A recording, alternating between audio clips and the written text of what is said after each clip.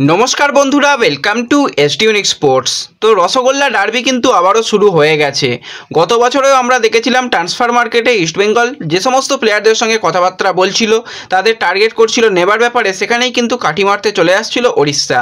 এমনকি প্রায় চূড়ান্ত হয়ে যাওয়া ইস্টবেঙ্গলের লোবেরা হয়ে গিয়েছিল, সেখান থেকে ওড়িশা তাকে সাইন করিয়েছে। যাই হোক, যেটা হয়ে গেছে তার থেকেও ভালো জিনিস কিন্তু ইস্টবেঙ্গল তাদের দলের কোচকে পেয়েছে। কার্ডেসের মতন একজন মানুষকে পেয়েছে যে কিন্তু সত্যি এই দলটাকে প্রচণ্ড পরিমাণে ভালোবাসে, দিন রাত পরিশ্রম করে দলের জন্য। তো পরের বছরে যে দল আরও বেশি শক্তিশালী হতে চলেছে আমরা বুঝতে পারছি। রীতিমতন দুজন প্লেয়ারকে তো ইস্টবেঙ্গল আগেই সাইনিং করে নিয়েছে, তোমরা সকলেই জানো। এই মুহূর্তে কিন্তু ইস্টবেঙ্গল আরও একজন সেরা মানের প্লেয়ারকে সাইন করিয়ে নিয়েছে। তো ভালো খবর তো দেবো, তার আগে একটাই রিকোয়েস্ট, যারা এই ভিডিওটা দেখছো মনে করে সকলে একটা করে লাইক করে 500 লাইকের টার্গেট আমাদের পূর্ণ করে দিও। আর যারা চ্যানেলে প্রথমবার এসেছো মনে করে চ্যানেলটাকে সাবস্ক্রাইব করে পাশের বেল আইকনটাকে অন করে রেখো, তাহলে তোমাদের প্রিয় দলের খেলার সমস্ত আপডেট তোমরা এখানে পেয়ে যাবে। তো চলো আর দেরি না করে ভিডিও শুরু করা যাক। তো প্রথমেই তোমাদের একটুখানি আপডেট দিয়ে দিই, আমাদের এসডি ফ্যামিলি চ্যানেলকে তোমরা তাড়াতাড়ি সাবস্ক্রাইব করে নাও। আমরা কিন্তু 300 সাবস্ক্রাইবারের খুব কাছাকাছি আছে, 300 কেন তোমরা 3000ও ইচ্ছা করলে করে দিতে পারো। আর আগামীকাল কিন্তু একটা বিরাট বড় পরিকল্পনা রয়েছে। আগামীকাল সন্ধ্যার দিকে লাইভ আসবো তোমাদের নিয়ে, প্রচুর আপডেট রয়েছে, সমস্ত কিছু তোমরা কিন্তু এসডি ফ্যামিলি চ্যানেলে দেখতে পাবে। তো এই ভিডিও ডেসক্রিপশন বক্সের লিঙ্ক থেকে ওই চ্যানেলে সাবস্ক্রাইবার হয়ে যাও এবং বেল আইকনটাকে অন করে রেখো, তাহলে যখন লাইভ আসবো কালকে মোটামুটি সবাই নোটিফিকেশান পেয়ে যাবে। তো যাই হোক, এবার যদি আমরা সরাসরি চলে আসি একদম ইস্টবেঙ্গলের দিকে, তো ইস্টবেঙ্গলকে নিয়ে কিন্তু বেশ কিছু ভালো খবর তো রয়েছে, তার আগে কয়েকটা খারাপ খবর দিয়ে দিই। কালকের ম্যাচে তোমরা দেখেছো সৌভিক চক্রবর্তীকে শেষের দিকে ক্যাপ্টেনশিপের দায়িত্ব দেওয়া হয়েছিল। আর সৌভিকের কাছ থেকে এরকম লেভেলের ফুটবল আমরা দেখতে পাবো সত্যি কেউ ভাবেনি। আলাদা লেভেলের ফুটবল কিন্তু খেলছে সৌভিক, দুর্দান্ত লাগছে। এবং কালকেও কিন্তু খুব ভালো মাথা ঠান্ডা করে ফুটবল খেলছিল, কিন্তু অহেতুক তর্কের জন্য সৌভিক চক্রবর্তীকে কিন্তু ইয়েলো কার্ড দেখতে হয়েছে।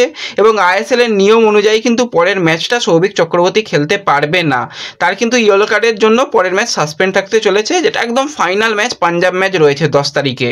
এছাড়াও আরও একজন প্লেয়ার, সেটা হচ্ছে প্রফসকান সিং গিল, তার তো 3টে ইয়েলো কার্ড ছিল অনেক দিন ধরেই। একটা গোলকিপার পুরো টুর্নামেন্টে ভালো ফুটবল খেললো এবং লাস্ট হোম ম্যাচেও কিন্তু ম্যান অফ দ্য ম্যাচ, কালকে যেভাবে গিল কয়েকটা ব্রিলিয়ান্ট সেভ করেছে, যেভাবে তলা থেকে নেতৃত্ব দিয়েছে, আলাদাই কিন্তু ফুটবল খেলেছে গিল। কিন্তু গিলকেও কালকে সময় নষ্ট করার জন্য ইয়েলো কার্ড দেওয়া হয়েছে, তো গিলও কিন্তু পরের ম্যাচে থাকতে পারবে না।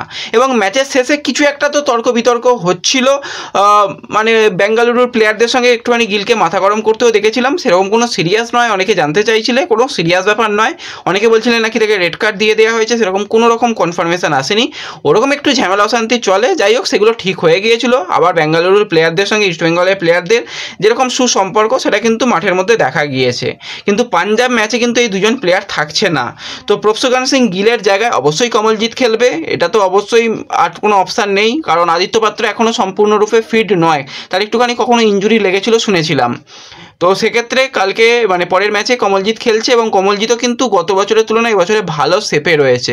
এখনই ভেঙে পড়ার কিচ্ছু নেই, আর তোমরা অল্পতেই ভেঙে পড়ো। তোমরা তো অনেক আগেই ভেবে নিয়েছিলে যে টপ 6-এর দৌড়ে ইস্টবেঙ্গল থাকতে পারবে না, রয়েছে তো, দলের ওপর ভরসা রাখো, এত সহজে হার মেনে নিলে কি করে হবে। যাই হোক, বেশিরভাগই ভরসা রেখেছিলে, সেই ভরসার দামই কিন্তু ইস্টবেঙ্গল দিয়েছে। তো এইগুলো গেল তো ইস্টবেঙ্গলের জন্য খারাপ খবর। ভালো খবর নিয়ে অবশ্যই আলোচনা করব। তো প্রথমে ইস্টবেঙ্গল যে প্লেয়ারটাকে টার্গেট করেছিল সেই প্লেয়ারকে কিন্তু একাধিক ক্লাব টার্গেট করেছে। তোমাদের বলেছিলাম 26 বছর বয়সী ডিফেন্সিভ মিডফিল্ডারের প্লেয়ার ভিনিত রাই। এবং যারা আমার ভিডিও দেখো আমি বারবারই বলেছিলাম ভিনিত কিন্তু খুব একটা ভালো অপশান হবে না, বেঞ্চ অপশান হিসাবে ঠিক আছে, কারণ ভিনিত খুব একটা সুযোগ মুম্বাইয়ে পায় না, অনেক দিন ধরেই সুযোগবিহীন কিন্তু ভিনিত রয়েছে, তার যে টপ ফর্ম সেই ফর্মের ধারে কাছে সে নেই। তো সেক্ষেত্রে ভিনিত অপশান হিসাবে ভালো হবে, কিন্তু ফার্স্ট 11-এর জন্য কখনোই ভালো নয়।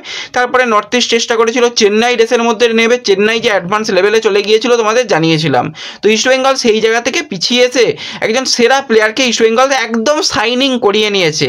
প্লেয়ারটার অন্য কেউ নয়, 21 বছর বয়সী মিজোরামের সেন্ট্রাল মিডফিল্ডারের প্লেয়ার মার্ক জোথানপুইয়া, যাকে কিন্তু আমরা মার্ক জো নামে চিনি। হায়দ্রাবাদে খেলে, বয়স 21 বছর। এবং এই সিজনে মার্ক জোয়ের যারা খেলা দেখেছো, হায়দ্রাবাদের কিছু হারানোর ছিল না, কোনো রকম বিদেশি প্লেয়ার ছাড়াই তাদের বেশিরভাগ সময় খেলতে হয়েছে। আর এই মার্ক জোর যা পারফরমেন্স, আলাদা লেভেলের পারফরমেন্স। অনূর্ধ্ব দলে কিন্তু সুযোগ পেয়েছিল, যেখানে প্রফসকান সিং গিল, ভিষ্ণুর মতন সুযোগ পেয়েছিল, সেখানেও কিন্তু এই মার্ক জো সুযোগ পেয়েছিল। এই মার্ক জোকে কিন্তু ইস্টবেঙ্গল সাইন করিয়ে নিয়েছে। এবার এই মার্ক জোর সঙ্গেও কিন্তু ইস্টবেঙ্গল শুধু নয়, ইস্টবেঙ্গল ছাড়াও কিন্তু ওড়িশা এফসি একটা ভালো অফার দিয়ে রেখেছিল, পাঞ্জাব এফসিও চেষ্টা করেছিল, কিন্তু সাকসেসফুলিভাবে ইস্টবেঙ্গল সাইনিং করিয়ে নিয়েছে।